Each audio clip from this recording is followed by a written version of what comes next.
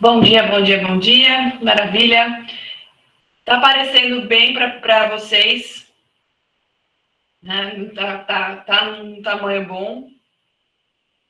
Uns slides sim. Ótimo, maravilha. Então, finalmente nós chegamos no nosso querido Sistema Interamericano de Direitos Humanos. Olá, Felipe. Já teve aula comigo, Felipe? Eu conheço dois. Não sei se é a mesma pessoa. Pode ser. Esse mundo acadêmico é uma maravilha. A gente acaba falando do Bernardo. Então tá bom. Tá, maravilha. O mundo acadêmico nos dá vários presentes. A gente vai reencontrando as pessoas ao longo da vida. Eu acho isso incrível. Então, a gente vai falar um pouco sobre o sistema interamericano. A gente terminou a aula passada falando sobre o sistema interamericano. Até convidei vocês para assistirem aí as sessões de julgamento do STJ, junto com a Corte Interamericana de Direitos Humanos, que foi um evento belíssimo. Eu ainda não consegui assistir tudo. Espero ter tempo na próxima semana para poder rever as sessões. Elas ficam públicas, então isso é muito importante. E acho que fica muito claro que o desenvolvimento do direito não pode mais ficar à margem do direito internacional. Nós estamos em um mundo globalizado e tem tantos significados para essa globalização que não poderia deixar de mencionar o impacto na própria construção jurídica. Quando a gente trata do sistema interamericano, que nos é tão caro porque é o sistema que o Brasil faz parte, obviamente, né? Não poderia deixar de ser, o Brasil não poderia fazer parte do Sistema Europeu de Direitos Humanos, e também não poderia participar do sistema africano. A gente precisa entender a partir daquela historinha que eu mencionei para vocês. Então, a historinha do sistema interamericano vem em dois momentos. Por que dois momentos? Porque nós temos dois órgãos que fazem parte do Sistema Interamericano de Direitos Humanos. O primeiro órgão é a Comissão Interamericana de Direitos Humanos, que é criada juntamente no momento em que a Organização dos Estados Americanos é projetada, é desenvolvida e colocada em prática pelos Estados membros. Então, a Organização dos Estados Americanos, a OEA, ela é criada para a democracia, o desenvolvimento, né, direitos humanos, que nós vimos na aula passada. Não poderia deixar de ter, então, uma organização que trata sobre essas temáticas, justamente, ter um organismo que cuidasse de direitos humanos na região. E logo foi criada a Comissão Interamericana. Então, quem teve direito internacional na faculdade vai lembrar naquela classificação dos tratados, toda vez que eu tenho um tratado que nós denominamos como carta, é um tratado que cria uma organização internacional. Então, por isso, a Carta da ONU. Da mesma forma, a Carta da OEA. E essa informação é extremamente importante porque impacta todos os estados da OEA, ou seja, aqueles que fizeram parte, fazem parte da OEA, também estão ali sob a atuação da competência da Comissão Interamericana de Direitos Humanos, que, ainda que criada de uma forma jurídica em 1948 pela Carta, ela começa realmente a ter a sua atuação no final da década de 50 e passa a monitorar a situação de direitos humanos nessa década de 60, num primeiro momento apenas recebendo os relatórios dos estados e entendendo a situação de direitos humanos, para um momento posterior, ela podendo ir aos estados, fazendo a sua visita em loco, e na aula passada nós vimos esse impacto na visita à Argentina, como que isso impactou justamente na forma que nós entendemos o que foi a ditadura da Argentina, então serviu para aclarar as circunstâncias da ditadura naquele país, e posteriormente a Comissão Interamericana passa a ter como competência sistema de casos e petições, que é o que a gente vai focar hoje. Esse sistema de casos e petições permitiu com que indivíduos, grupo de indivíduos, sociedade civil, advogados ou não, pudessem se valer dessa jurisdição internacional para se alcançar a justiça. Esse mecanismo sistema de casos e petições ganha um complemento quando nós temos a criação da Corte Interamericana de Direitos Humanos, que nós vimos na aula passada. A Corte Interamericana de Direitos Humanos não foi prevista na Carta da OEA. Então, ela não existiu em nenhum instrumento no sistema interamericano até 1969. A nossa querida Corte Interamericana passa a existir a partir da Convenção Americana de Direitos Humanos, que entra em vigor em 78. E a Corte passa a exercer oficialmente as suas, ter a sua atuação oficial quase 10 anos depois. Então, veja, foi a passos lentos que nós conseguimos aí solidificar essa jurisdição internacional a partir dos instrumentos jurídicos do Sistema Interamericano de Direitos Humanos.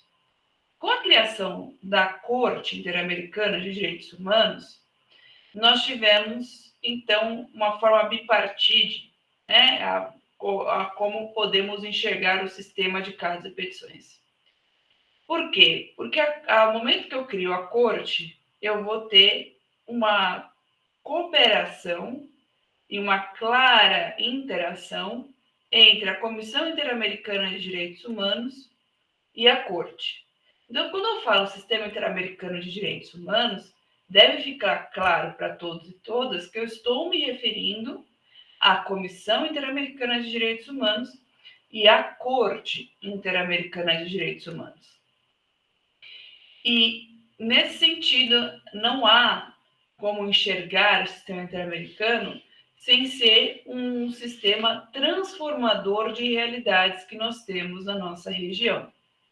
Ao permitir que a comissão, no primeiro momento, ela monitore as situações de direitos humanos, posteriormente, ela promova esses direitos humanos, depois ela consiga realmente auferir a responsabilidade direta e individual dos estados, esse sistema vem, então, como uma forma de uma proteção integral dos direitos humanos.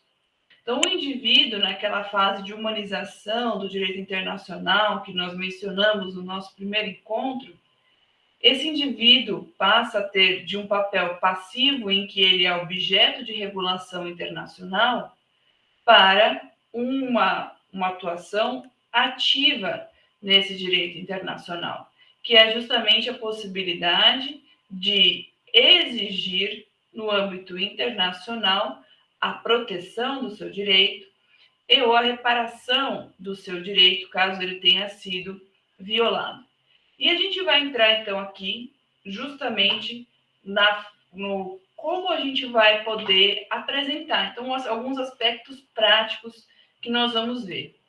O primeiro ponto que a gente tem que entender é aquilo que eu mencionei na aula passada e que o professor Bernardo, na sexta-feira, deixou muito claro quando ele expôs sobre o sistema europeu, que não é possível que o indivíduo se recorra apenas e diretamente à Corte Interamericana.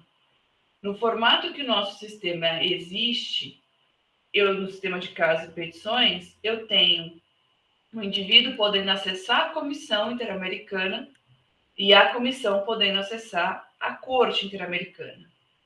Porque a gente precisa lembrar que a Corte Interamericana de Direitos Humanos, ela vai tratar da responsabilidade de estados em relação a indivíduos e vai poder ser acionada na sua competência contenciosa ou pela comissão ou por um estado membro da OEA. Como mencionei anteriormente, os estados não batem na porta da Corte Interamericana para apontar um dedo para o outro estado. Falar, aquele estado ali violando direitos humanos, né? Então, assim, não dá. E porque isso não acontece, porque todo mundo tem um teto de vidro no sistema interamericano de direitos humanos. A nossa região é permeada aí por graves violações de direitos humanos. Só que a Corte não tem só sua competência contenciosa, ela tem a sua competência consultiva. E aí sim a gente tem visto com mais frequência os estados questionando a Corte Interamericana de Direitos Humanos sobre o que se deve entender sobre um determinado direito em abstrato ou sobre uma determinada norma prevista em um tratado do Sistema Interamericano de Direitos Humanos.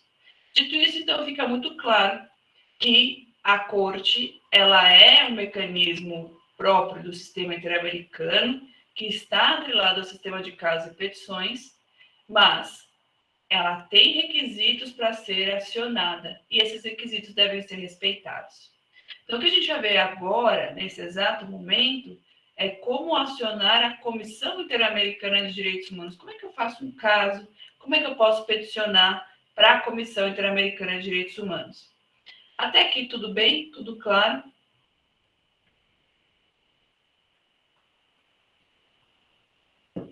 Todo mundo entendendo as competências dos dois órgãos? Sim? Maravilha. Se tiver qualquer dúvida, pergunta. Não deixa de questionar, tá? Primeira pergunta que a gente tem que se fazer é: quem, afinal de contas, pode apresentar uma petição para a Comissão Interamericana de Direitos Humanos? Essa é uma pergunta que muitos advogados e advogadas que desconhecem sobre o sistema interamericano e partem de um pressuposto da justiça tradicional nacional acabam se equivocando. Por quê? Quem que vai poder apresentar uma petição ante a Comissão Interamericana de Direitos Humanos? Qualquer pessoa. Então, a Priscila, o Edinaldo, o João podem apresentar? Podem apresentar, porque eles são nacionais e estão aqui residindo. Então, qualquer pessoa que alegue um direito que esteja acobertada dentro do sistema interamericano pela proteção. Então, se essa violação ocorre no Estado brasileiro, eu posso apresentar essa petição, independentemente da minha condição de ser advogado ou advogada. Posso ter a sociedade, sem problema, Maria Souza. Posso ter uma sociedade civil apresentando um caso perante a Comissão Interamericana? Com certeza. São aí inúmeros exemplos que nós temos ao longo da história do sistema interamericano a esse respeito. Como, por exemplo, o próprio caso da Maria da Penha, em que nós tivemos a atuação nessa litigância estratégica. Eu lembrei agora que Maria da Paz, até o Instituto Maria da Penha, fez uma brincadeira, que ela foi chamada de Maria da Paz no debate presidencial, e ela colocou lá, prazer, Maria da Paz. Enfim, Maria da Penha. A Maria da Penha que teve aí a atuação do seu caso, apresentado pelo CEGIL e pelo CLADEM, que são duas organizações da sociedade civil. E contra quem eu vou poder apresentar essa petição sobre uma violação de direitos humanos? Em relação a quem?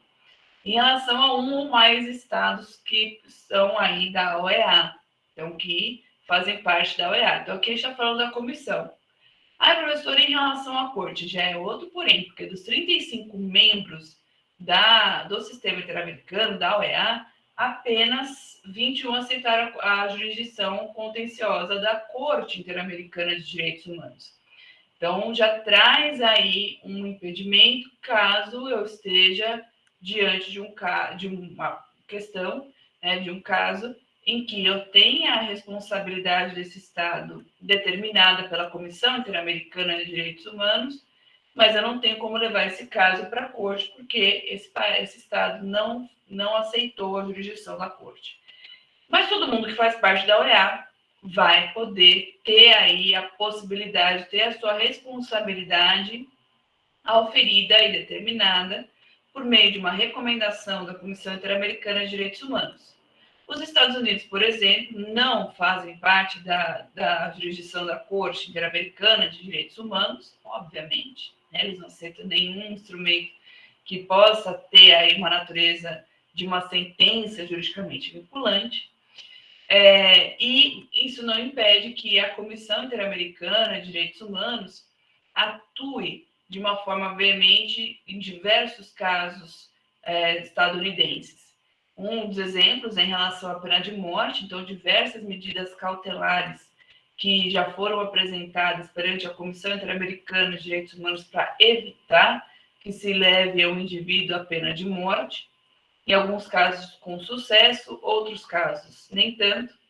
Casos de violência contra a mulher, como o caso da Jessica Lenahan, que acaba tendo aí uma situação de violência doméstica, o seu ex-marido sequestra as filhas do casal e ela aciona a polícia diversas vezes, e por ela ser uma mulher latina, ela foi discriminada, seu pedido não foi atendido a tempo, o ex-marido mata as duas filhas, e em um confronto com a polícia ele também acaba falecendo. No âmbito interno, a justiça norte-americana disse que não tinha nada a ser feito, que ela tinha lá uma ordem de restrição e que o Estado cumpriu com a sua obrigação.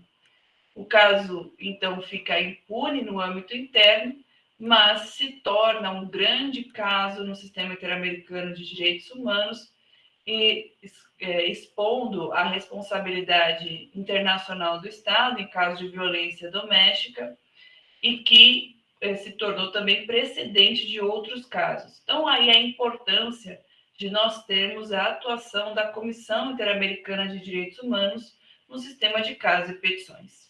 Então, lembrar novamente, a comissão não pode determinar a responsabilidade de uma pessoa. Isso é um ponto interessante. Quando eu trabalhei na Comissão Interamericana de Direitos Humanos, e aí foi um dos motivos para focar ainda mais a minha atuação no sistema interamericano, não só porque vi na prática e vi a relevância do sistema, como ele atua, etc., mas também porque me causou espanto ver como que o Brasil não entendia o que era o sistema interamericano. Ah, professora, que coisa horrível falar do nosso país. Não, calma, vocês vão entender. Países como a Colômbia, por exemplo, tem o sistema interamericano de direitos humanos como matéria na graduação, em muitas faculdades. O incentivo do governo colombiano, por exemplo, é exemplar, porque nós temos aí a possibilidade, por exemplo, de estagiar na comissão, que é um programa da própria comissão, mas a Colômbia abre mais vaga para outras pessoas terem o financiamento do governo colombiano para poderem aprender sobre o sistema interamericano, porque acreditam realmente no poder transformador do sistema interamericano. Quando eu trabalhei lá, eu estava como a única brasileira na parte de admissibilidade. E conseguia comparar com colegas que recebiam petições de outros países. Não que outros países 100% sabem manusear o sistema interamericano. Mas muitas petições não iam para frente porque não cumpriam com os requisitos que eu vou mencionar aqui para vocês. E um deles é justamente esse, né? Muitas petições querendo acionar a responsabilidade de uma pessoa, não entendendo que, na verdade, a gente só pode estar falando de uma responsabilidade do Estado. E isso muda toda a minha estrutura de petição. Isso muda, porque não é uma perspectiva de uma reparação civil ou de uma condenação penal. É tratar de uma questão estrutural. E se eu não sei utilizar isso na minha petição, ela não vai cumprir com um requisito muito básico, que é justamente apresentar em relação a quem? Então, é em relação a um Estado. Então, me causava muita frustração, porque eu via que, às vezes, até advogadas, viam ali o sistema interamericano como algo que ele não era, porque ele não é uma quarta instância, a gente vai falar logo em seguida sobre isso, e não entendiam a função do sistema interamericano. E atrapalhando, porque são tantas petições, né, que são recebidas todos os dias no sistema interamericano, e petições em que claramente não deveriam estar ali, atrapalham todo um fluxo. Né? Até eu chegar naquela petição que está ali alinhada, que tem os requisitos e precisa desse olhar rápido para que eu possa cessar aquela violação, reparar aquela violação, acaba atrasando todo esse sistema. Então, eu estou mais cuidado, eu não estou falando de responsabilidade de pessoa. Ainda que eu saiba quem é essa pessoa, se ela é um agente estatal, se ela faz parte da milícia, etc. Não é esse o objetivo do sistema interamericano. Como a gente já sabe, o único tribunal que vai poder tratar de responsabilidade individual é o Tribunal Penal Internacional. Pergunta do Felipe. Nesse caso de agressão doméstica à Jéssica, qual foi o impacto contra os Estados Unidos da reclamação à Comissão Interamericana, se eles não se submetem à corte? Maravilha, Felipe. A gente vai chegar no qual é o resultado da Comissão Interamericana. A Comissão Interamericana é um órgão quase jurisdicional, ou seja, não é uma corte, não pode produzir sentença, mas vai produzir uma recomendação. E essa recomendação vai ter ali todos os pontos que o Estado deve fazer para reparar aquele direito que foi violado. Se eu entendo a lógica do direito internacional, eu entendo também o valor de nós termos uma decisão da Comissão Interamericana. Internamente, aquele Estado tem que cumprir com aquela recomendação. Por quê? Porque a gente tem um princípio no direito internacional público, que vocês já devem ter ouvido em outras áreas do direito, que é a pacta sunt servanda. Ou seja, você faz parte do sistema internacional e o fez exercendo a sua soberania, você deve cumpri-lo de boa fé. Então, ele tem uma força de um precedente, porque eu vou poder me utilizar internamente para exigir essa reparação no âmbito interno. E foi justamente o que os advogados e advogadas da Jéssica fizeram. Então, eles receberam aquela recomendação, o Estado teve, e aí é interessante, a gente vai ver por que o Estado sabe de tudo que está acontecendo, o Estado teve que dar uma reparação, uma compensação à Jéssica, mas esse precedente é tão importante que é estudado na Faculdade de Direito das Universidades Norte-Americanas, eu sei porque eu também conhecia uma das advogadas que também é professora da Jéssica, né? Ela foi advogada da Jéssica, ela é atualmente professora em Massachusetts, e atuar para que possa se cumprir. E a Jéssica, ela se tornou uma grande voz em relação às mulheres, a partir do seu caso, não querendo comparar, mas numa semelhança em relação à voz da Maria da Penha no Brasil, justamente para trazer essa discriminação como uma forma de violação de direitos humanos em relação às mulheres. Então, a Jéssica consegue trazer luz ao seu caso, porque é um instrumento internacional condenando os Estados Unidos, teve ali um auxílio também da comunicação midiática sobre o seu caso, e a exigência que essa reparação fosse implementada, né, porque até o Estado cumprir com toda a recomendação, o caso fica aí aberto, ou seja, não vai arquivar, e além dela, como se utilizar desse caso de uma forma estratégica. Então, ainda que a gente não tenha uma sentença juridicamente vinculante da Corte Interamericana de Direitos Humanos no caso dela, o resultado foi muito semelhante como se eu tivesse uma sentença, porque a recomendação ela também deve ser cumprida por o Estado. É claro que uma sentença tem uma força maior quando a gente pensa em recomendação, mas a partir do momento que eu tenho essa implementação, eu não posso desconsiderar a força da Comissão Interamericana de Direitos Humanos no seu impacto para a proteção desses direitos. Então, aí o caso da Jéssica se tornando um precedente. E como a gente conhece, o sistema norte-americano é como um law. Então, os precedentes têm uma grande força. Então, isso é muito importante. Como se utilizar disso estrategicamente. Então, se criou esse precedente, se reparou o direito da Jéssica e se utilizará para outras Jéssicas que ainda sofrem essas grandes violações. Então, obrigada pela pergunta, Felipe. Faça como o Felipe, gente, perguntem. Eu adoro perguntas, eu aprendo muito com as perguntas de vocês. E aí, como é que eu faço requisitos de admissibilidade, nós, advogados, advogadas, que um dia poderão aí atuar no sistema interamericano de direitos humanos? Primeiro ponto, né, já sabe quem, a gente já tem ali uma competência ratione persone, né, e eu tenho agora uma questão ratione materia e ratione temporis.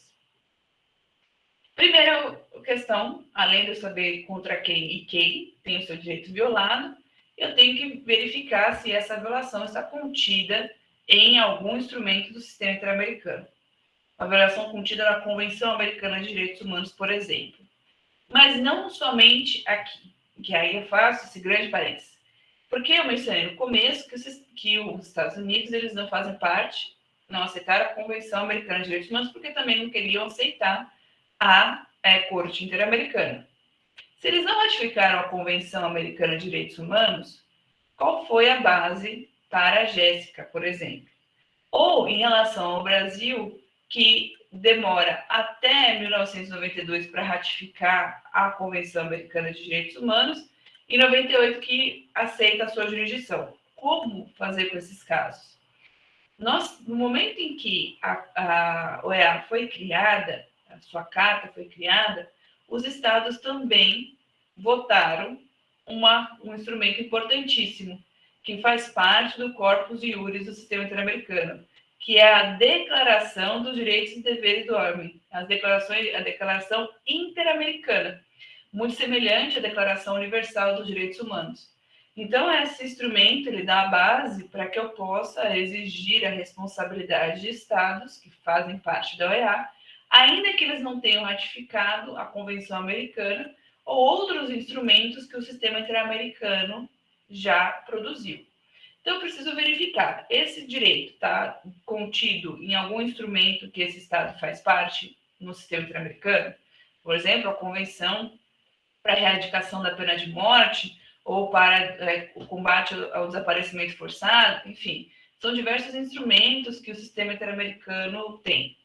O mais recente que a gente pode trazer aqui e que tem um impacto também para nós no Brasil, porque nós ratificamos esse tratado e incorporamos esse tratado à luz do artigo 5º, parágrafo 3º, ou seja, tem força de emenda constitucional, é a Convenção Interamericana de Combate à Discriminação Racial. Então, é uma convenção que entrou em vigor esse ano e ela tem natureza jurídica de emenda constitucional. Lembrar aí do artigo 5º, parágrafo 3º. O segundo ponto que a gente tem aqui, e esse ponto é fundamental, né, para a gente não errar, é esgotar os recursos internos. Isso é muito importante, porque às vezes a gente vai em uma ansiedade acreditando que toda e qualquer violação merece ser apreciada pelo Sistema Interamericano de Direitos Humanos. Mas o Sistema Interamericano de Direitos Humanos, ele funciona com base no direito internacional público. Se ele funciona com base no direito internacional público, eu tenho que respeitar o princípio da soberania. E se eu tenho que respeitar o princípio da soberania, a jurisdição internacional não pode substituir a jurisdição interna. Funciona, então, essa jurisdição internacional como complementar e não como substitutiva. Logo, eu não posso automaticamente entrar no sistema interamericano, a não ser que eu esteja tratando de uma medida cautelar. Aí é um outro ponto que a gente vai falar logo mais. Se não é um caso de medida cautelar, ou seja, uma questão urgente, de perigo iminente, eu não posso excluir a jurisdição interna. Eu tenho que dar a oportunidade para o Estado internamente resolver aquela questão. E por isso mesmo, se eu estou falando de um mecanismo judicial, eu tenho que demonstrar que eu fui ao judiciário buscar aquela reparação. O caso Maria da Penha novamente nos auxilia aqui. Por quê? Porque o caso Maria da Penha, para quem não conhece o caso no sistema interamericano, que Maria da Penha acho que todo mundo conhece, tirando o candidato que foi Maria da Paz, mas enfim, nós temos a necessidade de apresentar a primeira, segunda, terceira instância. A gente tem essa estrutura interna, então a gente tem que respeitar. No caso Maria da Penha, se vocês forem olhar no âmbito interno, o caso não tinha tido uma decisão final na segunda instância. Aí você vai falar, então, professora, teve um erro? Não. Nós entramos numa exceção contida no artigo 46. Então, esses requisitos que eu estou mencionando aqui para vocês, eles estão no artigo 46 da Convenção Americana de Direitos Humanos. Okay? Então, não precisa decorar o slide, está lá na Convenção Americana. Qual seria essa exceção que o caso da Maria da Penha acaba se enquadrando? Atraso processual injustificado. 12 anos estava pendente em segunda instância para a decisão final. Não é razoável, quando nós estamos em um crime da maior gravidade, que se esperasse tanto tempo para uma decisão final. Então, embora eu não tenha esgotado os recursos internos, como determina a Convenção Americana de Direitos Humanos, eu pude apresentar esse caso por conta, eu não, né? Mas assim, se pôde apresentar esse caso por conta do atraso processual injustificado que foi identificado no caso. Posto isso, eu tenho, então, que buscar esse auxílio no âmbito interno, utilizar dos recursos internos para ter a minha reparação. Supondo que eu tenha apresentado, esgotado todos os recursos, eu recebi a decisão final dizendo que não houve violação. O caso da Jéssica, por exemplo. Não houve violação, o Estado fez o que estava no poder dele. Sinto muito essa fatalidade de ter ocorrido com você. Quando você recebe a decisão, você tem 6 meses para apresentar. Então, você recebeu a decisão final, você já não tem mais recurso para apresentar no âmbito interno. A partir dessa data que você foi notificado, você tem 6 meses para apresentar a petição para a Comissão Interamericana de Direitos Humanos. Perdi as contas de quantas petições foram arquivadas por conta do descumprimento desse requisito aqui. Muitos tomavam consciência da possibilidade de acionar o sistema interamericano 1 ano depois, 2 anos depois, e aí temos um requisito formal a cumprir, e não tem como. Então, tem que se respeitar esse prazo de 6 meses. Outro requisito é litispendência internacional. Não pode ocorrer litispendência internacional. O que seria uma litispendência internacional quando a gente está pensando no direito internacional dos direitos humanos? É a possibilidade de ocorrer uma litispendência quando eu apresento uma petição para a Comissão Interamericana de Direitos Humanos e apresento a mesma petição para o Comitê de Direitos Humanos da ONU, ou para a CEDAW, enfim. Vou apresentar para algum órgão de tratado das Nações Unidas, que é também um órgão não jurisdicional, buscando uma reparação. Não pode. Você tem que escolher. Ou você vai para o sistema interamericano, ou você vai para o sistema onusiano. Para além disso, a questão muito básica, nome, nacionalidade, profissão, domicílio, os fatos, aquilo que a gente está acostumado em qualquer petição. É possível que você faça isso e solicite que a Comissão Interamericana de Direitos Humanos esconda o nome daquela pessoa, coloque apenas siglas para proteger.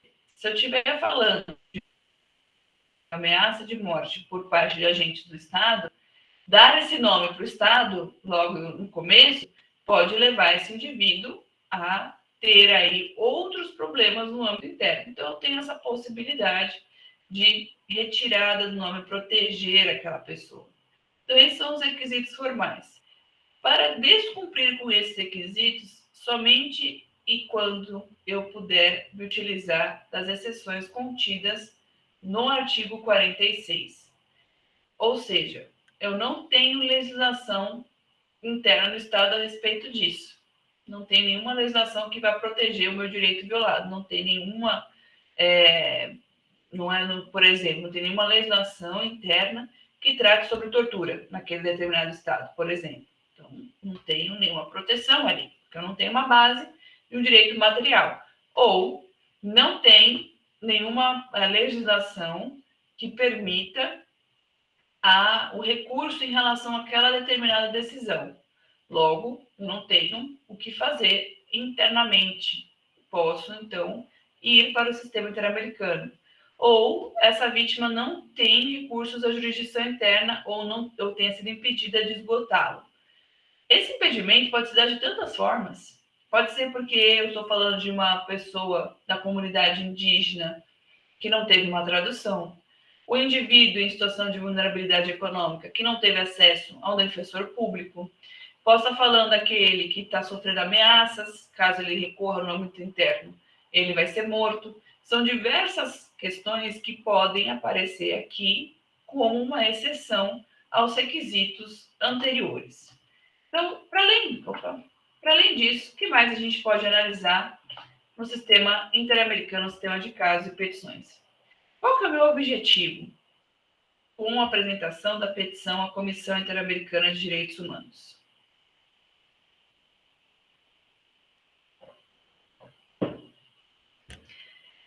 Primeiro, eu preciso determinar a responsabilidade do Estado. Mas, Estado, você realmente agiu para aquela determinada violação? Ou você se omitiu em relação à violação? O que é lembrar da teoria do direito internacional dos direitos humanos, quando a gente trata de responsabilidade internacional do Estado, que ela se dá de duas formas, né? Ou o Estado ele age para violar aquele determinado direito, e aí a razão pela qual a gente tem esse primeiro movimento de direitos humanos buscando limitar esse poder do Estado, fala, você não vai ter uma ingerência na minha vida privada, você não vai retirar a minha propriedade privada, você vai permitir a minha liberdade de expressão e etc. Então, o Estado tendo ali a possibilidade de ser responsabilizado por uma ação, né, o uso excessivo da força policial em manifestações, por exemplo, concorreu diretamente para aquela determinada violação. Segunda forma, o Estado se omitiu, nada fez para que aquilo acontecesse, para que aquilo não acontecesse, desculpa. Ou seja, diante de uma possível violação, o Estado nada faz, não tem ali uma possibilidade de proteção. Em relação ao caso Maria da Penha, ela sofreu uma violação ao seu direito por um agente privado, não é um agente do Estado. Então, o Estado não foi diretamente o violador do caso Maria da Penha, mas ele se omitiu no caso Maria da Penha, não trouxe ali uma forma para protegê-la de uma nova violação, lembrando que ela sofreu uma dupla tentativa de homicídio, e não concorreu para mecanismos de não repetição em relação àquela violação do direito e falha em reparar o seu direito. Então, a gente pode enxergar aqui, nesse caso, tanto uma ação quanto uma omissão. Então, o Estado pode ser responsabilizado tanto por uma ação quanto por uma omissão. Feito isso, a gente pode pensar também na questão da investigação, que é um tema muito caro ao sistema interamericano de direitos humanos. Num primeiro momento, naquela reconstrução dos direitos na América Latina, por conta do final das ditaduras militares na nossa região, então um dever de devida diligência na investigação, na reparação, e hoje a gente enxerga isso em outras áreas de direitos humanos, principalmente quando a gente está tratando da violência de gênero. A devida diligência aparece em diversas decisões da comissão e julgados da corte, em que o Estado falha em assumir o compromisso e seguir com a devida diligência no caso de uma investigação. Então, a forma como esse Estado investiga, ele também poderá ser responsabilizado. Se ele não investiga ou se ele investiga com um viés discriminatório, ele falha na sua responsabilidade. Então, temos aí diversos elementos para verificar se houve ou não uma determinada violação. Feito isso, o que vai ser feito, afinal de contas? Né? Suspender esses atos que violam os direitos humanos. Então, posso buscar os mecanismos para suspender, então, se esse indivíduo está sendo ameaçado, se esse indivíduo pode ser levado à pena de morte, se eu estou diante de uma questão de violação dentro de um estabelecimento prisional, tortura e assim por diante, eu tenho que suspender os atos que violam os direitos humanos. Pode ser também para que esse Estado investigue e sancione as pessoas responsáveis. No caso Gonzalez e outros, também conhecido como Campo Rodoeiro, é um caso de feminicídio, acho que já mencionei com vocês na aula passada. Foi o primeiro caso que uma Corte Internacional de Direitos Humanos tratou da utilização do termo feminicídio. O termo feminicídio existia desde a década de 70, mas foi a primeira vez que nós tivemos uma decisão que responsabilizasse um Estado por uma questão de feminicídio.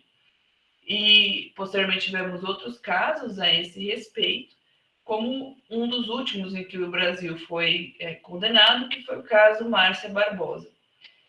A importância dos dois casos, tanto da Márcia Barbosa quanto do Campo Rodoeiro, é que eles, além de se tratarem de questão de feminicídio, cada qual no seu contexto, e em relação ao perfil também das vítimas, falha o Estado na investigação do crime que ocorre e também no processo, no devido processo legal para processar, julgar e sancionar aqueles envolvidos.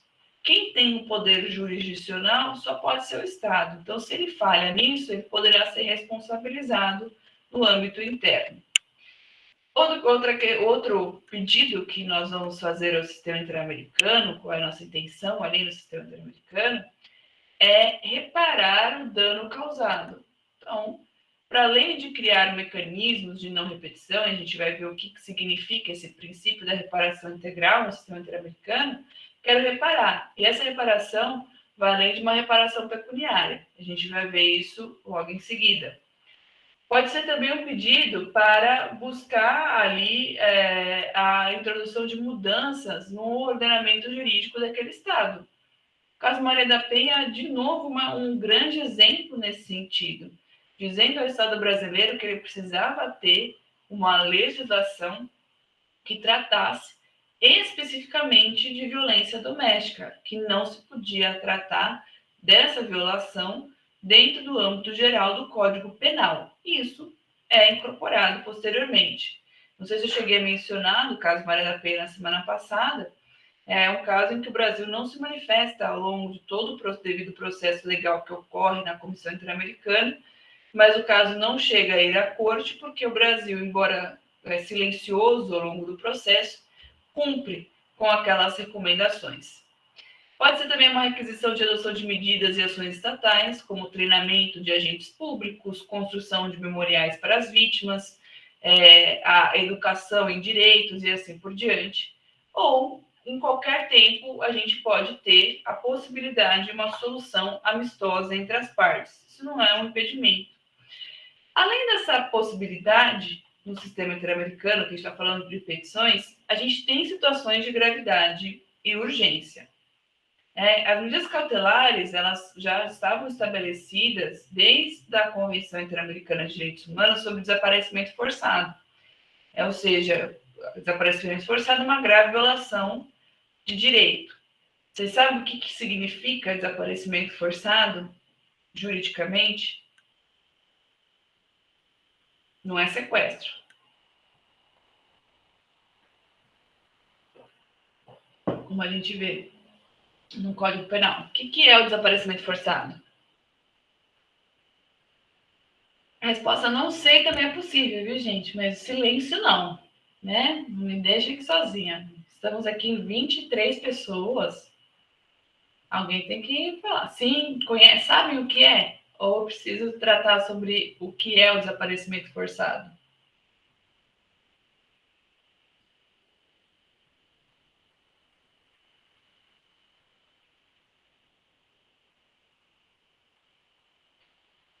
Pelo menos uma pessoa me respondeu.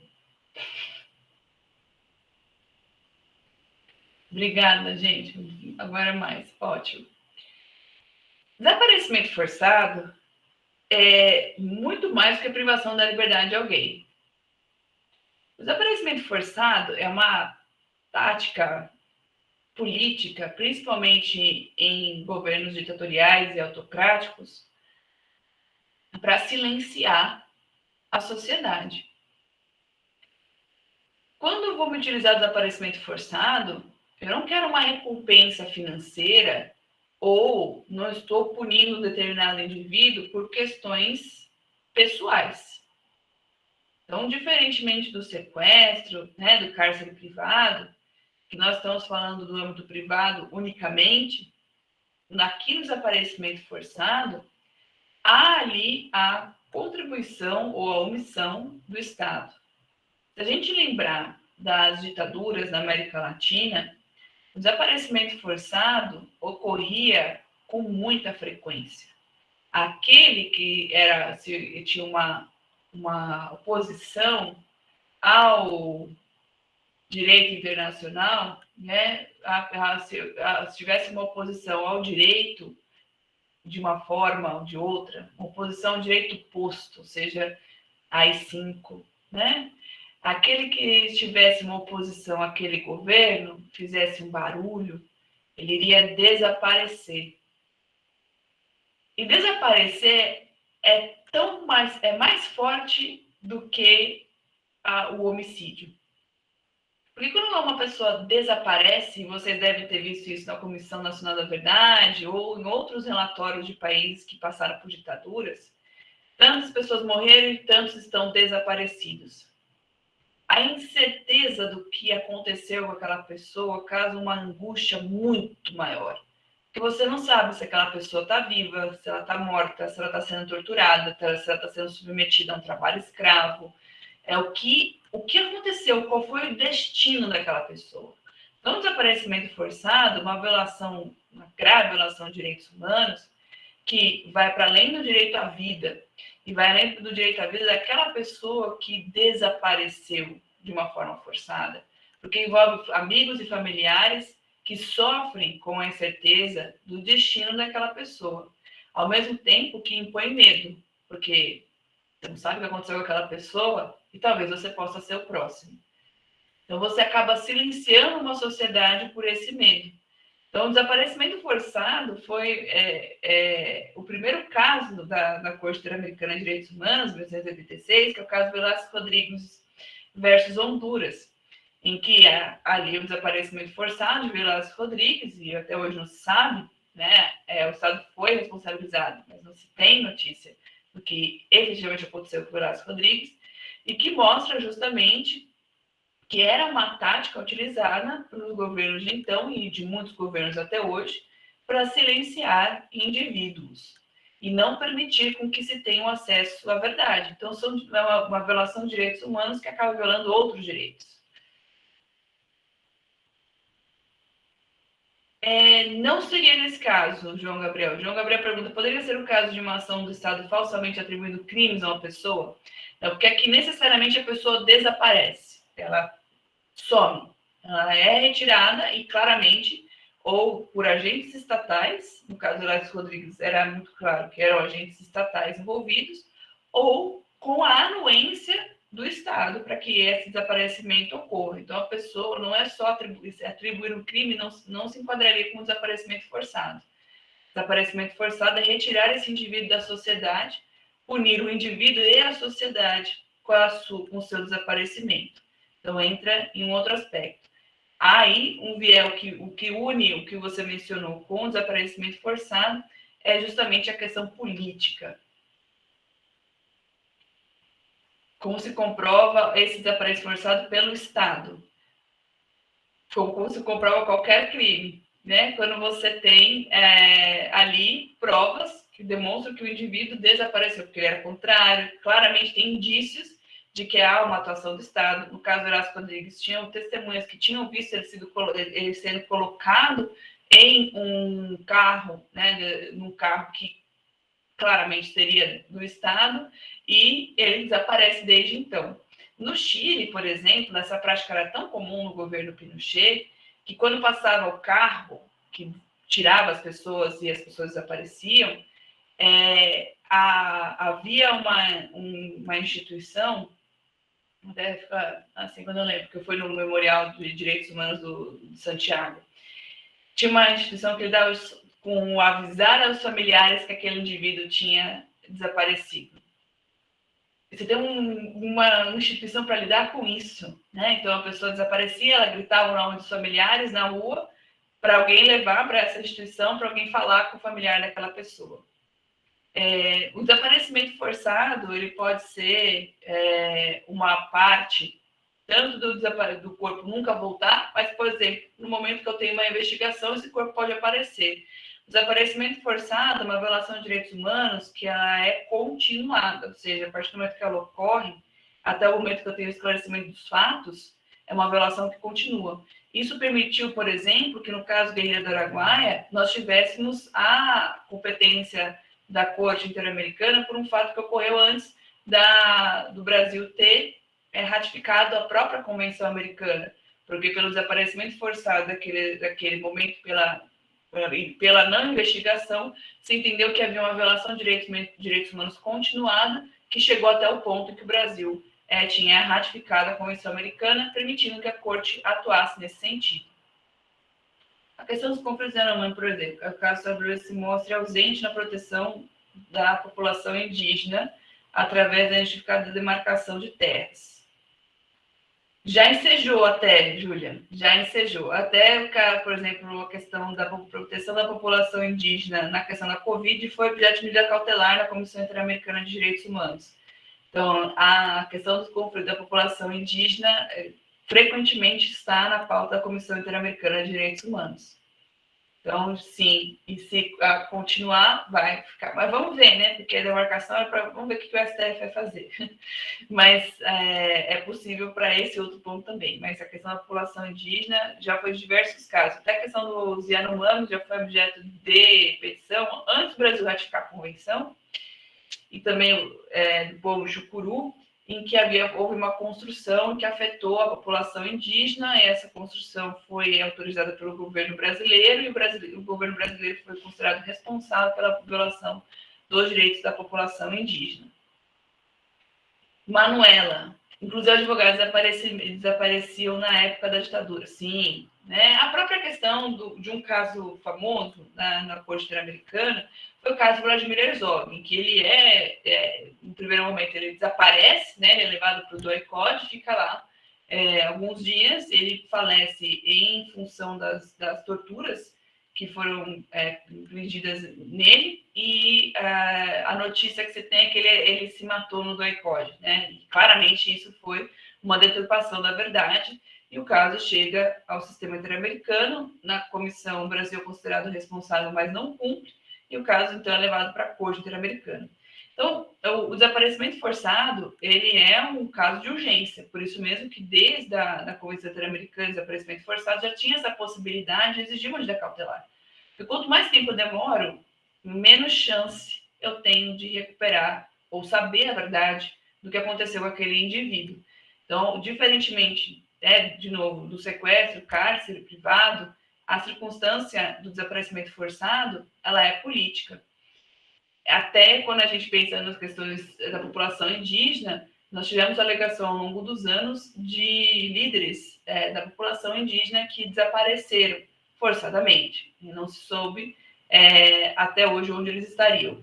E essa atuação pode ser tanto direta do Estado como indireta. Posso estar falando de uma questão de desaparecimento forçado, que tem um pano de fundo político, mas por agentes não estatais, mas com a anuência do Estado. Ou seja, o Estado, não vou investigar. Você então está contribuindo por esse desaparecimento daquele indivíduo. Então, sempre que eu tiver o desaparecimento, eu vou ter algum cenário político ali por trás. E isso enseja a esse ponto, que é justamente a gravidade e a urgência, em que eu não posso esperar com que internamente aquilo se resolva, porque provavelmente aquilo não vai se resolver.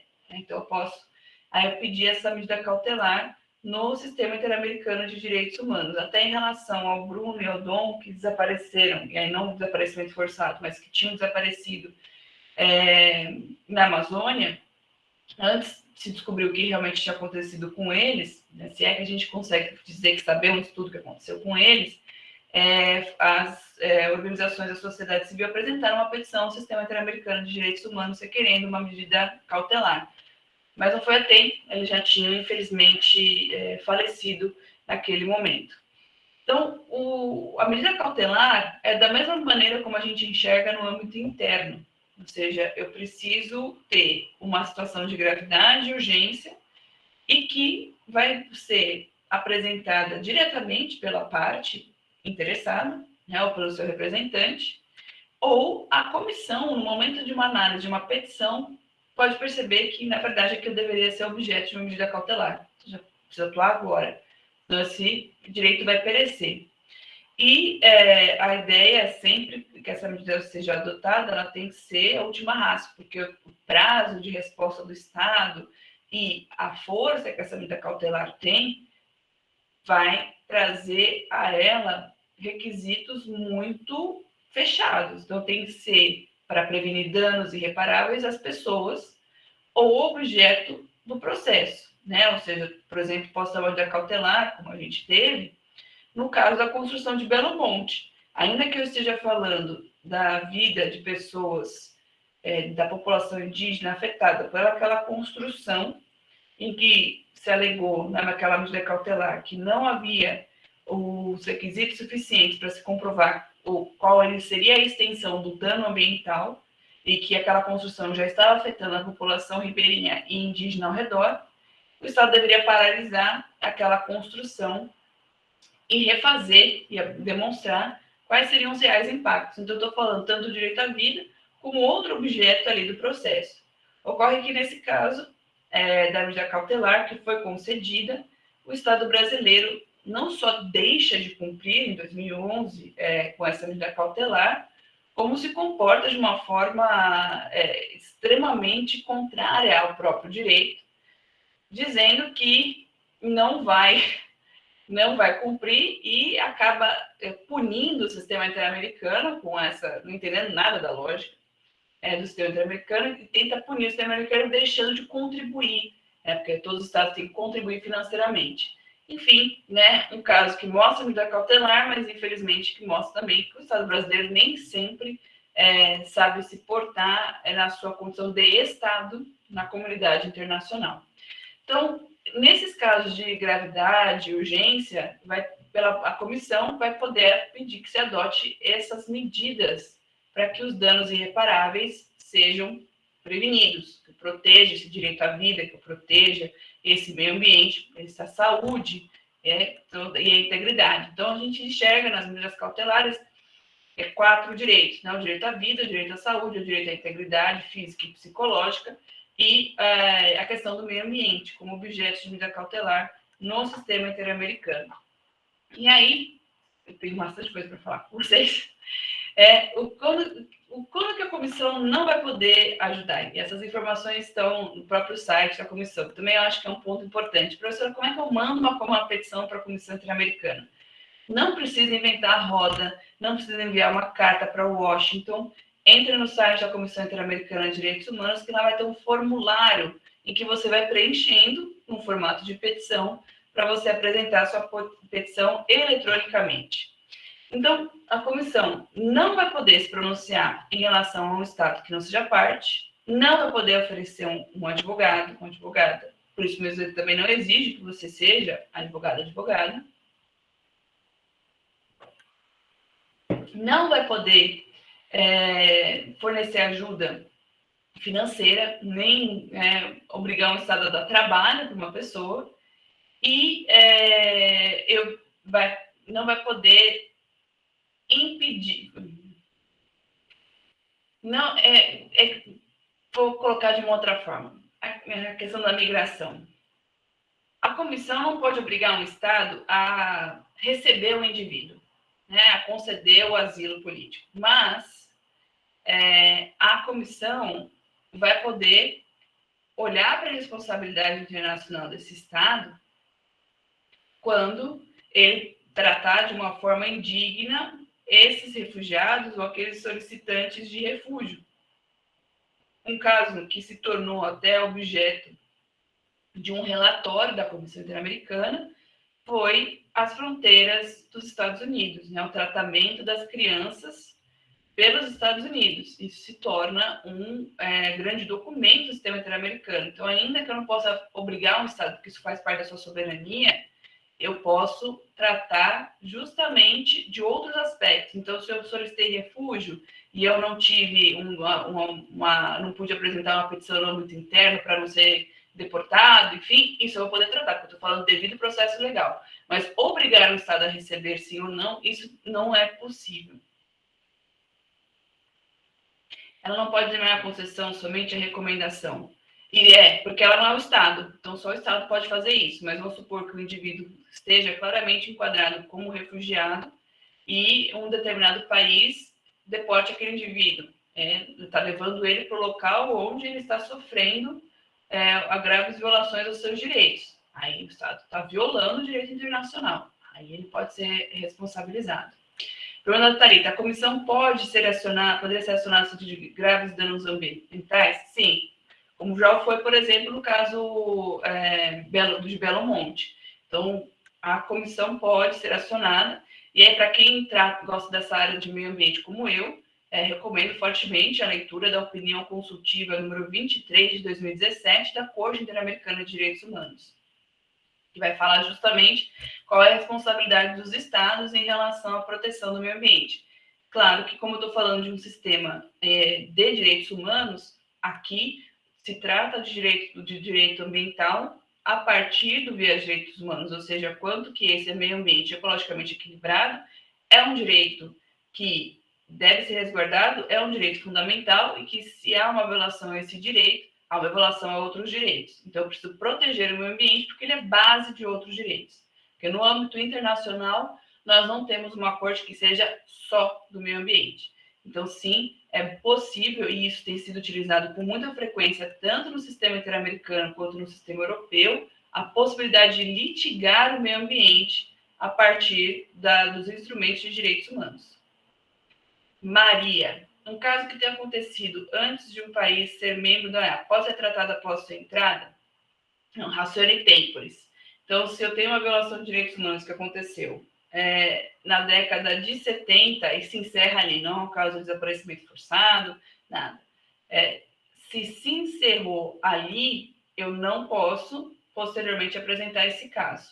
Então, se não é um caso de uma violação de direitos humanos que a gente considera como continuada, aquela violação que ocorre antes do Estado aceitar a jurisdição da Corte não poderá ser objeto de análise da Corte Interamericana de Direitos Humanos, porque ela não teria jurisdição temporal sobre aquele caso. Após ele entrar no sistema, após ele fazer parte da OEA, a comissão tem, após ele ratificar a Convenção Americana, a Corte vai ter jurisdição. E aí, então, vai depender. Eu estou falando de um caso que ocorreu enquanto o Estado não tinha ratificado a convenção, mas já era parte da OEA, a comissão vai poder atuar. O Estado violou esse direito antes de ele fazer parte da OEA, e não é um caso de uma violação de direitos humanos continuada, não vai poder acionar o sistema interamericano, nem comissão, nem corte. Ok? Ótimo. Vocês animaram, gente. Fiquei feliz. Sistema interamericano anima todo mundo, mas eu tô agora ficando com medo da gente não conseguir chegar ao final do nosso... Vai dar tudo certo, vai dar tudo certo. Então, medida cautelar. Eu posso fazer uma petição só de medida cautelar, posso fazer uma petição e ter uma outra de medida cautelar. Então, não tem nenhum impedimento. Eu não sou obrigado a apresentar medida cautelar, eu não sou obrigado a peticionar e pedir a medida cautelar, eu posso fazer isso de uma forma distinta. A própria questão de Belo Monte foi uma petição junto com uma medida cautelar. Então, a petição acabou que não teve nenhum fim nela, e a medida cautelar foi concedida e deu aquele problema que eu mencionei. Aqui eu gosto muito dessa figurinha, porque ela é muito didática, e acho que ajuda vocês também a compreenderem o papel aí da comissão. Então, vou apresentar uma petição para a comissão. Se essa petição tiver dentro dos requisitos, a de admissibilidade, como eu mencionei, né? Quantas petições foram para o arquivo porque não tinham ali os elementos de uma violação de direitos humanos ou não se tinha esgotado os recursos internos, e eu já conseguia verificar isso, etc. Se ela for considerada como uma petição que não atende os requisitos formais, vai para o arquivo. Se ela cumpre com esses requisitos, e eu percebo que tem requisitos formais e materiais, eu vou acionar o Estado, que o Estado, no nosso caso, Brasil. Fala, Brasil, tem uma petição aqui alegando violação de direitos humanos. O Brasil vai ser acionado para responder. Então, é um processo longo, e demora por conta disso, porque o Estado vai poder se pronunciar a respeito. Então, temos o devido processo legal. Não é algo que o Estado não é acionado para responder. Ele tem a oportunidade de se defender. Pode ser que nesse momento em que o Brasil se pronuncia, eu percebo, ok, teve a acusação, defesa, vai para arquivo. Ou, ok, o Brasil apresentou, eu vou ter uma análise e vou para o relatório de admissibilidade. Para o relatório de admissibilidade, eu falo, Brasil, infelizmente, continua aqui o caso, temos aí indícios que realmente houve uma violação e que você não cumpriu com o seu papel, que você é responsável por uma ação ou omissão, ou diversas ações ou omissões. Continua esse devido processo legal, e aí vai se ter uma decisão. Ok, a partir dessa defesa, a comissão determina que o caso é improcedente e vai para o arquivo. Tá bom. E não tem recurso, tá? Aqui a gente não está pensando não é um STJ ou um STF, a Comissão Interamericana. Na verdade, depois da admissibilidade, realmente o Estado em questão é responsável pelas violações XYZ. Se ele é responsável pelas violações XYZ, eu vou trazer aqui qual é a sua responsabilidade e o que ele vai fazer para reparar. Vai fazer, então, um relatório de mérito. Tá? O relatório de mérito é aquela recomendação, é o informe de mérito que vocês já devem ter visto em algum momento, é justamente esse relatório, dizendo, o caso aconteceu isso, a defesa do Estado foi essa, a alegação foi essa, a comissão entendeu que a responsabilidade é tal, em função disso, as recomendações são tais, às vezes páginas de recomendações em que o Estado deve cumprir para reparar, mitigar, enfim, criar mecanismos de não repetição. Supondo que o país, feliz e contente, cumpra, tem um cumprimento satisfatório das recomendações da comissão. Caso Maria da Penha, arquivo. Né? Não tem mais o que fazer, está ótimo, o Estado cumpriu o sucesso.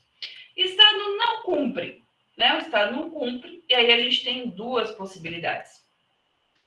Se o Estado não faz parte não ratificou a Convenção Americana e não aceitou a jurisdição da Corte, vai ter uma publicação no relatório anual da OEA. Então, na Assembleia Geral da OEA, vai ser aquele public shaming, né? Brasil, tal, foi responsabilizado por isso, e não cumpriu. Todos os estados ali sabendo do que está acontecendo. Fofoca da vizinhança. Todos os estados tendo ciência de uma violação que não ocorreu. Então, a pressão política para o cumprimento daquela recomendação da comissão. Isso vai ocorrer sempre. Se o Estado faz parte da Convenção Americana de Direitos Humanos, aceitou a jurisdição da Corte, além dessa publicação do relatório anual, o que vai acontecer? A comissão vai enviar esse relatório de mérito em formato de petição para a Corte Interamericana de Direitos Humanos. Você não cumpriu? Agora você vai ter que se defender perante a Corte Interamericana de Direitos Humanos. E nesse sentido, a comissão, então, sai de um papel de, entre aspas, julgadora, né? Porque ela está até esse momento, até o cumprimento insatisfatório, a comissão está num papel de analisar a circunstância imparcialmente, e a partir do momento em que ela decide apresentar esse caso para a Corte Interamericana de Direitos Humanos, ela se torna parcial, porque ela se torna, como o professor André de Carvalho Ramos menciona, custos legis. Quando ela se torna custos legis. Ou seja, ela vai se tornar advogada da sua causa. Ou seja, ela no momento entendeu que o Estado era responsável, o Estado não cumpriu, agora ela vai perante a Corte Interamericana para falar, Corte, o Estado deve ser responsabilizado. E na Corte Interamericana de Direitos Humanos, você tem um novo processo, porque não é automático, não é porque a comissão enviou o caso para a Corte, que a Corte fala, então tá bom, tá aqui a sentença. A Corte não está distrita, não se submete às decisões da Comissão Interamericana de Direitos Humanos. Então, a Corte ela tem a sua independência dentro do sistema interamericano, por isso que a comissão vai ter que atuar como uma advogada daquele caso, tentando aí trazer a responsabilidade do Estado no âmbito da Corte Interamericana de Direitos Humanos. E aí nós temos a finalização do caso, que pode levar a confirmação daquela responsabilidade do Estado, e essa confirmação pode ser de outra forma, pode ser que alguns argumentos da Corte não aceite, ou que a corte responsabilize por outros fatos além daqueles apresentados, ou seja, entendendo, trazendo o seu próprio entendimento daquele processo que está ocorrendo, né? Por isso mesmo as sessões do STJ, ou seja, que ocorreram no STJ as sessões da corte, aquele momento em que eu tenho o Estado frente aos peticionários. E aqui, no caso, a Comissão Interamericana, que vai estar ali respaldada pelos peticionários que enviaram a petição para ela anteriormente. Então, devido ao processo legal, como a gente entende na nossa vida cotidiana. Então, esse é o relatório 50, que vocês viram, se chama relatório 50 por conta do artigo 50 da Convenção. Ou seja, se não chegar uma solução amistosa, ou uma solução, dentro do prazo fixado pelo Estatuto da Comissão, vai ser redigir um relatório que vai se expor fatos e conclusões. Se o relatório não representar todo em parte o acordo unânime dos membros da comissão, os 7 comissionados e comissionadas, no caso, qualquer deles poderá agregar ao referido relatório seu voto em separado, os 7 comissários e comissárias que nós mencionamos. E esse relatório vai ser encaminhado aos estados interessados e vai encaminhar, ao encaminhar o relatório, a comissão pode formular aí proposições e recomendações que julgar adequadas. Chegando na corte, então a corte ela vai ter ali um papel essencial em países que aceitaram a sua jurisdição, e o Brasil já teve alguns casos. Esses casos não se esgotam, tá? Esses são alguns exemplos do que nós temos. Nós temos outros casos em que o Brasil foi condenado na Corte Interamericana.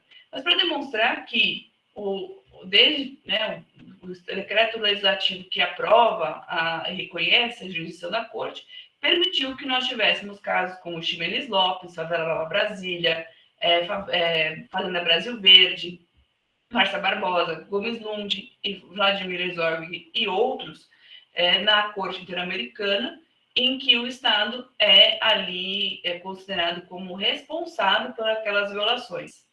E como que funcionam essas medidas de reparação? E eu vou vou passar um pouco mais rápido agora, só para dar tempo do final eu abrir para perguntas, tá, gente? Mas podem colocando no chat. Ah, tá. Posso? Claro, Maria Souza. Eu deixei meu contato com vocês na outra aula, já. Mas, de qualquer forma, eu vou deixar aqui o meu e-mail, só aproveito para fazer esse parênteses, porque senão eu esqueço. Você pode me enviar aqui pelo meu e-mail, tá bom, Maria Souza? Ficar feliz em contribuir se eu puder. No que eu puder, vou ficar feliz. E como que funciona? Por que uma sentença da corte ela é tão importante? Como é que ela atua e por que ela é importante para nós? Eu gosto dessa parte da matéria para poder comparar. Aqui, a gente vai ver uma medida de um recurso extraordinário e a gente vai ver depois uma sentença da Corte Interamericana, para comparar como que funciona essa perspectiva de responsabilidade do Estado perante uma violação de direitos humanos. Claro que eu não estou comparando os dois contextos, por quê? Porque a decisão da Corte está tratando sobre um outro aspecto, mas vamos comigo que vocês vão entender o princípio da reparação integral daqui. Então, recurso extraordinário, procurador-geral, violações de direitos fundamentais, causadora de danos pessoais a detentos e em estabelecimentos carcerários. Indenização, cabimento. O STF determinando. O dever de ressarcir danos, inclusive morais, efetivamente causados por ato de agentes estatais ou pela inadequação dos serviços públicos decorrente do artigo 37, parágrafo 6º da Constituição. Direito administrativo está falando, o Estado tem responsabilidade direta. Ainda mais em relação àqueles que estão sob o seu poder direto, que são aqueles que estão nos estabelecimentos prisionais. Ocorrendo dano estabelecido no nexo causal, claro, senão não poderia falar de reparação de direitos humanos, nasce a responsabilidade civil do Estado. Então, está vendo uma perspectiva nacional da responsabilidade desse Estado. Princípio da reserva do possível, que não se aplica. Aquele princípio da reserva do possível, que é justamente quando nós temos um caso difícil de dois direitos que estão se contrapondo, em que há uma alegação do Estado, que ele não poderia cumprir com aquilo, se não prejudicasse outras pessoas. O princípio da reserva do possível aparece em muitos casos de pagamento de tratamentos médicos e assim por diante. Então, um princípio que, na verdade, vem do direito alemão. Não se aplica, segundo a STF. O Estado é responsável pela guarda e segurança das pessoas submetidas a encarceramento. Nenhuma novidade até aí. Enquanto elas permanecem detidas. E aí vai trazer a humanidade, etc. Peraí, que eu preciso voltar para outra tela, senão não passa. Violação, etc. Eu gosto dessa decisão porque ela traz diversos instrumentos internacionais. Então, a violação de direitos fundamentais causadoras de danos pessoais a detentes, estabelecimentos carcerários, não pode simplesmente ser simplesmente relevado ao argumento de que a indenização não alcance para eliminar o grave problema prisional globalmente considerado. A garantia mínima de segurança pessoal, física e psíquica dos detentos constitui um dever estatal, e não apenas previsto no ordenamento jurídico. Eu estava falando de pessoas que estavam submetidas ao tratamento cruel e desumano enquanto no estabelecimento prisional, trazendo não só a lei de execuções penais, como a lei com relação à tortura, o Sistema Nacional de Prevenção e Combate à Tortura, a Convenção Americana, os princípios da OEA para pessoas privadas de liberdade, a Convenção da ONU contra a Tortura e as regras mínimas, também conhecidas como as regras mínimas para o tratamento de prisioneiros. Maravilha. E aí, o que vai ser uma reparação? Diante de todo esse quadro, a indenização foi fixada em R$2.000.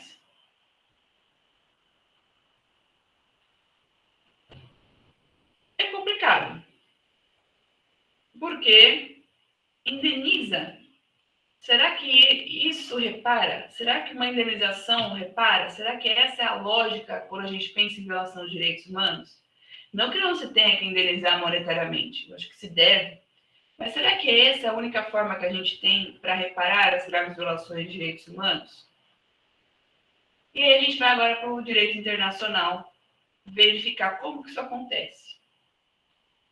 Nós temos um princípio da obrigação de reparar um dano ocorrido por um ato do Estado. Então, o Estado, quando ele viola o direito internacional, surge uma obrigação de reparar.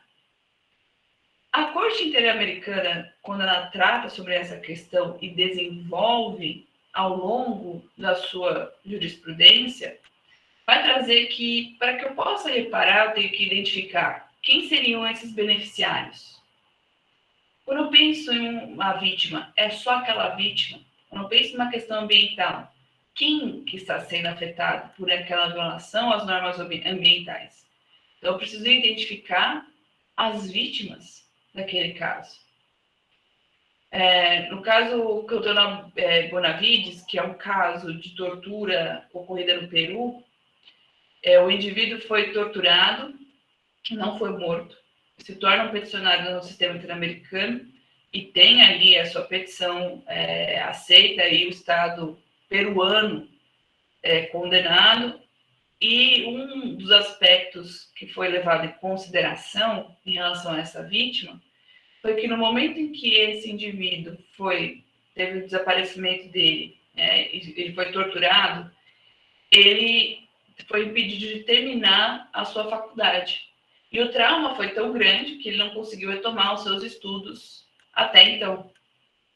E, por conta disso, uma forma de reparação a essa violação, a questão da tortura, foi não só um tratamento psicológico e acompanhamento médico daquele indivíduo até o resto da sua vida, por conta dos danos ocasionados pela tortura durante meses, foi que ele pudesse estudar. Então, que o Estado tivesse que pagar para ele uma bolsa de estudo em direitos humanos, que era o que ele queria, em uma universidade que ele desejava. No momento, ele estava nos Estados Unidos, então tinha ido para os Estados Unidos se refugiar, e ele estudou na American University, em Washington. pago pelo Estado. Por quê? Porque a violação de direitos humanos não só afetou a sua saúde física e mental, impediu com que ele pudesse exercer outros direitos, como o direito à educação. Então, daí mostra a importância de a gente identificar as vítimas e as medidas para reparar, porque apenas dar uma indenização não é o suficiente, segundo o Sistema Interamericano de Direitos Humanos. Então, quais são essas medidas que a Corte Interamericana, a partir do momento que ela identifica essas medidas, essas violações, como que ela vai se pautar na responsabilização desse Estado? Então, medidas normalmente adotadas pela Corte Interamericana de Direitos Humanos vão desde a compensação por danos pecuniários ou não pecuniários, acabei de demonstrar um para vocês em relação ao cantonal Bonavides, a publicação do julgamento, então, para que se tenha ciência da condenação desse Estado, a publicação, o pedido de perdão público pelos fatos ocorridos, ou seja, não necessariamente todas essas vão acontecer, tá? Mas são diretrizes que a gente consegue identificar a partir das decisões da Corte Interamericana. A investigação, no caso necessário, punição dos agentes responsáveis. O caso Gonzalez e outros versus México, por exemplo, é um caso que trata justamente sobre isso. O caso Campo Godoeiro é um caso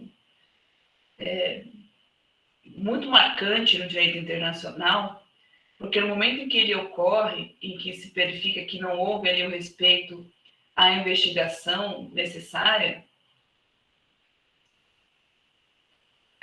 os fatos ocorrem na cidade de Juárez, que é uma cidade fronteiriça, que tem sérios problemas relacionados ao tráfico de drogas, e uma cidade muito pobre, em que as meninas, elas desapareciam, mas não desaparecimento forçado, elas saíam dos seus trabalhos à noite e tinha todo um esquema da violação sexual dessas meninas e posterior assassinato dessas meninas. O caso Gonzalez e outros é o caso de 3 adolescentes, na verdade, uma adolescente, uma de 19, outra de 21, em que elas desapareceram nessas circunstâncias. Ou seja, estavam voltando do trabalho e elas nunca mais retornam para suas casas. Os pais dessas meninas, os familiares, vão para a polícia e falam: olha, minha filha desapareceu, eu preciso saber o que está acontecendo, eu preciso que você busque onde elas estão e tudo mais. E ficou muito marcado que os policiais não investigavam por uma questão discriminatória, porque teve a prova que eles falavam justamente essas palavras, mas com que roupa que ela estava? Por que ela saiu tarde? Por que ela não estava em casa? Ela namora? Vai ver que ela está com o namorado. Não se preocupa, daqui a pouco ela volta.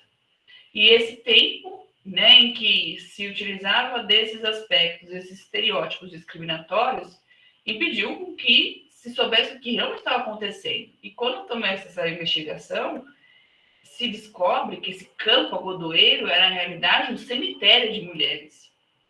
Tantas outras que estavam ali não identificadas, que passaram por essa mesma circunstância, que desapareceram, foram violadas sexualmente e jogadas nesse campo godoeiro. Então, uma questão de estereótipo de gênero e discriminação em relação à mulher de uma forma estrutural, levando a esse triste cenário que foi o caso Campo Godoeiro, que coloca na pauta internacional tudo isso que estava acontecendo. O Estado mexicano, infelizmente, acaba sendo palco de diversas violações, como tantos outros estados na América Latina, porque a América Latina é essa grande veia aberta. E no momento que eu estava, na primeira vez que eu estava na comissão, que eu fui depois em 2017, na primeira vez que eu estava na comissão, foi justamente o momento posterior ao caso dos 43 estudantes que desapareceram. E esse é um grande caso de desaparecimento forçado, em que eles estavam no ônibus, iam fazer isso, aquilo, e aí aparentemente eles entraram no ônibus, que era uma trote que eles faziam, que eles eram universitários, era um trote de sequestrar um ônibus, eles acabaram, ao que parece, sequestraram um ônibus que na verdade estava carregando droga. né? E aí foi acionado o prefeito daquele lugar, que tinha contato com narcotraficantes, e aí todo mundo desaparece. E é um caso muito emblemático no sistema interamericano. Eu acredito que até hoje tenha esse documentário de 2020, que chama 43 Estudiantes. É o caso que mostra não só o que acontece no México, mas também o desenrolar no papel do sistema interamericano. Tem 4 capítulos, não recomendo assistir à noite, mas é um caso para quem quer se aprofundar sobre violações de direitos humanos, entender o papel do sistema interamericano é fundamental. É um documentário que precisa assistir, se eu não me engano, está no Netflix, 43 Estudantes. Então assistam, que vale muito a pena.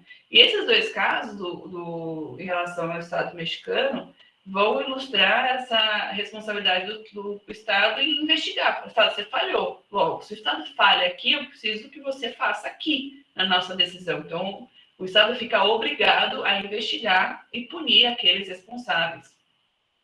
Reabilitação física e psicológica das vítimas, né? O caso do Dr. Bonavides, que ilustra justamente isso, e tantos outros. Só de casos a gente não conseguiria explorar, porque hoje a gente já está quase 300 casos na Corte Interamericana, e aí não dá tempo da gente ver tudo. Mas a gente consegue entendendo a dinâmica das decisões da Corte.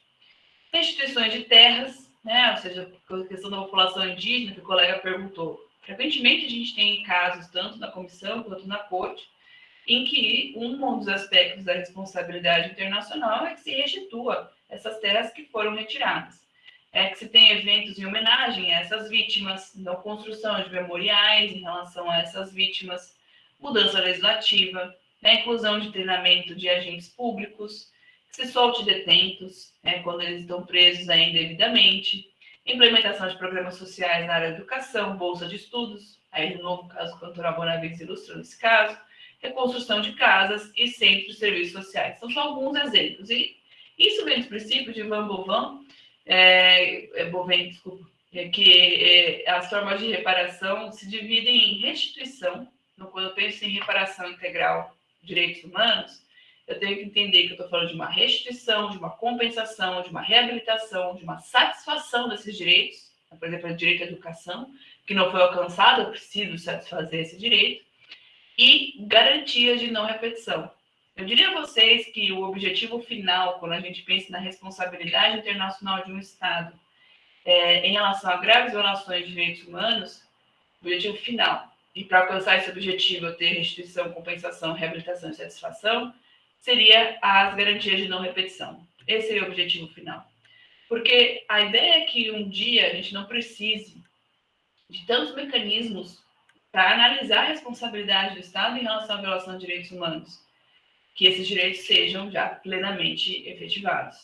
Então, para que eu alcance as garantias de não repetição, eu preciso restituir, compensar, reabilitar. E as garantias de repetição, então, fazem esse papel de uma forma de reparação integral, de princípio de reparação integral, ao mesmo tempo que é o objetivo da própria reparação integral, porque a ideia é que eu construa formas para que eu não tenha tantas Jéssicas ou Marias da Penha na nossa realidade. E essa perspectiva aparece não só no sistema interamericano, como aparece no sistema onusiano, como aparece no sistema europeu, no sistema africano, até no Tribunal Penal Internacional. E aqui eu destaquei o artigo 75 do Estatuto de Roma, do Tribunal Penal Internacional, que trata justamente dessa, uma cópia dos princípios, reparação, restituição, indenização, reabilitação. E aqui por quê? Porque além de sancionar aquele indivíduo que violou o Estatuto de Roma, ou seja, que cometeu os crimes de genocídio, crimes contra a humanidade, crimes de guerra, ou crime de agressão, que é o que a gente tem visto em relação à Rússia e à Ucrânia, que aquelas vítimas possam, de alguma forma, ser reparadas. Por isso que o Tribunal Penal Internacional, diferentemente de outros tribunais, tem um fundo aí de reparação para as vítimas. Feito essa observação, a gente está abrindo algumas janelas, a gente volta agora para a própria decisão da Corte, a gente vai ver um exemplo nesse momento. Então, artigo 63 da da Convenção, Americana de Direitos Humanos, vai trazer que eu tenho que proteger direitos. Então, a violação de direitos, a liberdade da Convenção vai vai ser para assegurar o gozo de direitos e liberdades violados.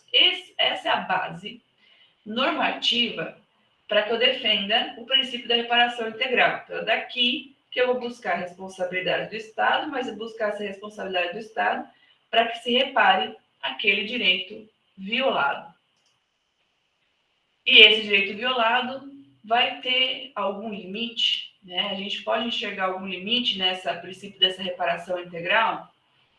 Esse princípio da reparação integral deve trazer um equilíbrio entre possibilidade e dever. O que isso significa? Se eu pensar em um Estado, vamos pensar em um Estado que tem um IDH muito baixo, que tem, né, uma perspectiva econômica complicada, Honduras, por exemplo, El Salvador. Se todas as vítimas de direitos humanos, na Corte Interamericana, disser que o Estado deve indenizar em $1 milhão, o Estado não vai fazer. Porque não tem como. Então, eu vou ter uma decisão, não vou dizer que nem em casos que $1 milhão seria nada, né, diante da violação de direitos humanos. Mas se o Estado não tiver condição, eu não estou auxiliando essa reparação integral, porque ela vai acabar não acontecendo. Então, obviamente que eu não vou poder utilizar de uma forma a destruir economicamente esse Estado na violação. Não que isso tenha ocorrido na Corte Interamericana, isso nunca ocorreu. A Corte sempre foi muito analítica nas formas de violação para além da questão pecuniária. E, obviamente, do mesmo limite que nós temos no âmbito interno, a reparação, quando ela for pecuniária, que ela não seja de uma forma para enriquecer ninguém, ela não tem essa intenção. A intenção é justamente reparar aquele direito. Então, essa é a sua perspectiva, e aí também está o seu próprio limite. E a gente chega no nosso último ponto da aula de hoje, que vai ilustrar justamente isso que eu mencionei do princípio da reparação integral.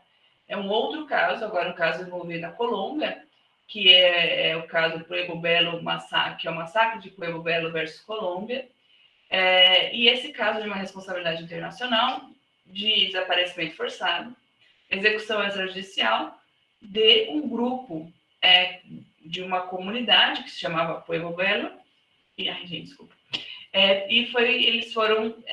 sofreram essas violações por um grupo paramilitar. O que acontece? O Estado se omite, tem uma falta de investigação e não tem a punição dos responsáveis. No âmbito interno, nós temos 37 pessoas desaparecidas, 6 vítimas de homicídio. Foi constatado que havia ali pelo menos 60 pessoas envolvidas no crime. Só que apenas 10 foram levadas à justiça e apenas 3 realmente foram condenadas. Teve uma reparação no âmbito interno? Não. Se esgotou os recursos internos? Sim. Então, posso para o sistema interamericano. E aí, a corte, ao analisar esse caso, o que ela entendeu? Precisava se investigar essa violação, identificar essas vítimas, porque muitas vítimas não tinham nem identificação, trazer aí um tratamento gratuito para essas vítimas, um tratamento psicológico, criar um programa de habitação, porque eles destruíram as casas daquelas famílias, uma segurança para aquelas famílias poderem voltar para os seus lares. A Colômbia tem diversos focos de conflitos armados não internacionais, o que leva a um grande número de deslocados internos, ou seja, eles não são refugiados porque eles não cruzam fronteiras, mas se locomovem internamente pelos mesmos motivos que um refugiado sairia do seu país. Então, a Colômbia tem um número altíssimo de deslocados internos. Outra medida que foi imposta ao Estado colombiano foi esse pedido do oficial de desculpa, a construção de uma homenagem às vítimas, está faltando de homenagem, tá? Homenagem, a publicação da decisão da Corte Interamericana em um diário oficial e uma compensação a essas vítimas pelos gastos que elas tiveram, não só os gastos, mas também para reparar. E aqui eu deixo eu vou colocar aqui no chat para vocês algumas fontes para quem quiser se aprofundar nesse sentido. E aí, nesses minutinhos finais,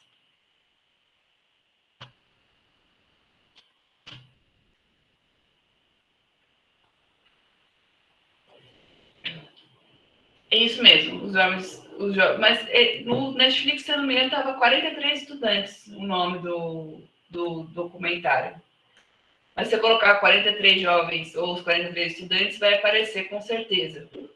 Então, alguns materiais para você estudar. Então, fechando então o nosso encontro do Sistema Interamericano, na sexta-feira vocês vão ter aula com o professor Bernardo, que fecha o nosso curso, é justamente para trazer um panorama geral, não é um estudo jurisprudencial do Sistema Interamericano, mas nesse sentido entender a sua dinâmica e o seu principal instrumento de proteção dos direitos humanos, que é justamente, soltando meu olho, que é justamente o sistema de casos e petições. Então, nós temos diversas formas de promover e proteger direitos humanos, né? Visitas em loco, recebimento de relatórios de Estado, mas o sistema de casos e petições demonstra ser aquele que fortalece a proteção do direito internacional dos direitos humanos nas Américas, que permite que eu tenha acesso em uma resposta a uma violação aos meus direitos humanos e que isso pode se refletir internamente. Então, que o sistema interamericano seja cada vez mais difundido e utilizado. Ainda que eu não acesse o sistema interamericano, apresente uma petição para a comissão, que os instrumentos jurídicos, os tratados do sistema interamericano sejam utilizados nas nossas petições no dia a dia, que, afinal de contas, se o Brasil ratificou, o Brasil tem que cumprir. Então, o nosso papel como advogado e advogada, e o meu, como aqui nesse exato momento como educadora, é demonstrar a importância desse sistema quando a gente quer buscar um impacto transformador e a efetividade de direitos. Então, vou fechar o nosso encontro agradecendo a presença de todos e todas, deixar esses minutinhos finais para quem tiver algum questionamento, agradecer esses 3 encontros que eu tive com vocês, gostei muito, espero reencontrá-los em outros cursos aqui da Escola Superior de Advocacia e me coloco à disposição. Você já tem o meu contato, eu vou colocar aqui de novo o meu Instagram, que eu sempre posto conteúdos de direitos humanos.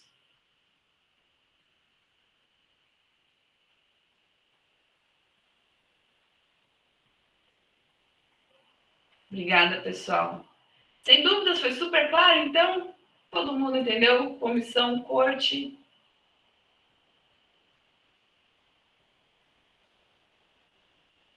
Professora, bom dia, tudo bem? Bom dia. Oi, Núbia, tudo bem? Jainha?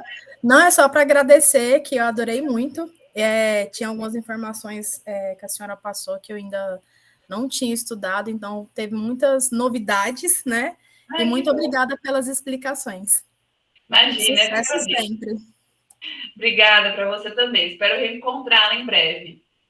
Muito obrigada mesmo. Que a gente consiga falar cada dia mais sobre o Sistema Interamericano de Direitos Humanos. Agradecer novamente a ESA e, de novo, coloquei aí meu contato. Se tiver qualquer dúvida, eu fico muito feliz quando a gente pode dialogar sobre direitos humanos de uma forma assim, né, acadêmica, mas também prática. Muito obrigada. Então, eu espero que vocês tenham aproveitado o curso e aproveitem o último encontro com o professor Bernardo. A gente sempre está fazendo cursos aqui na Escola Superior de Advocacia e eu espero vocês em uma próxima oportunidade. Manuela, por exemplo, acho que é o 3º curso que ela está fazendo comigo aqui na ESA. Eu fico muito feliz e espero encontrá-las em uma próxima oportunidade. Muito sucesso para todos e todas. Muito obrigada, ESA, novamente, e até breve.